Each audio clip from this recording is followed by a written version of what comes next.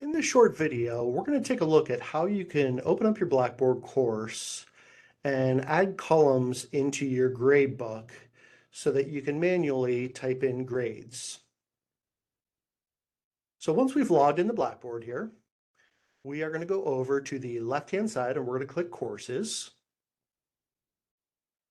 Now you'll see a list of all the courses that you are assigned to as the instructor. We're just going to simply click on a course to open it. And when we do that, we'll see the course open and any content that we've added to it. We're going to use the controls across the top of our screen, and we are going to go to the gradebook. Now, when you open your gradebook, it might look a little bit different depending on if you've been in here before and what you've clicked on. So by default, you'll land on gradable items, which is really just a list of all the columns that are in your gradebook. Not really a gradebook look and feel though. However, if I use the toggle button and I click on grades, now I get a much more gradebook look and feel, right? Where I could see names on the left-hand side, but I have no columns in my gradebook yet. So let's say that we have an assignment, we hand it out to our students, or they hand it in to us rather, we go ahead, we grade it, and we hand it back to them. Right? Before we hand it back to them, what we could do is build a column in the gradebook to add in all their scores. So to build that column, I'm just going to point in between the rows here, or the columns, I should say, and click the plus sign, and then we're going to click Add Item. We're going to start by naming this, and this will be the name of the assignment.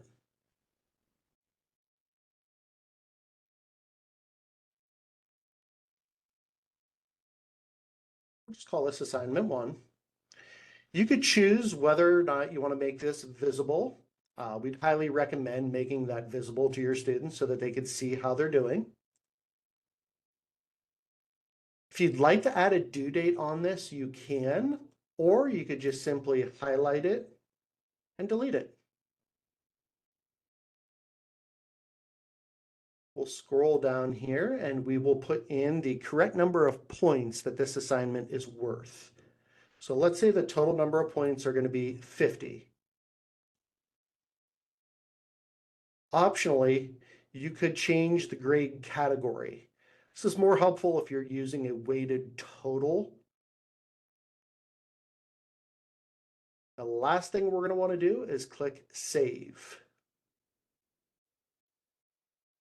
We can now see the column is added in. So again, just to recap that, if we want to build in another column, we'll just point, we'll get that plus sign, we'll click, Add Item. We'll call this assignment 2. Again, we can assign a due date or delete it.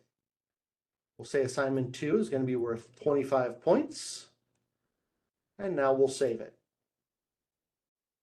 So you can continue building in your columns in your gradebook, right? So assignment 2 hasn't been given back to the students yet, so that's why we kept it hidden in this example. However, let's say that you've gone through and you've graded assignment 1. Well, to enter the student's grades, we're just going to click right into the cell for the student on that assignment. So we'll click, and I could go ahead and type in the score and post the grade. Posting the grade will make that visible for the students. I could come down, continue adding in the students' grades.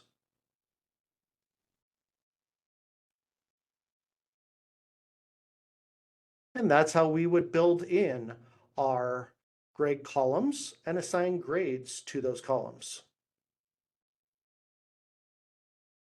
If you have any questions, please do not hesitate to reach out to Youngstown State Online.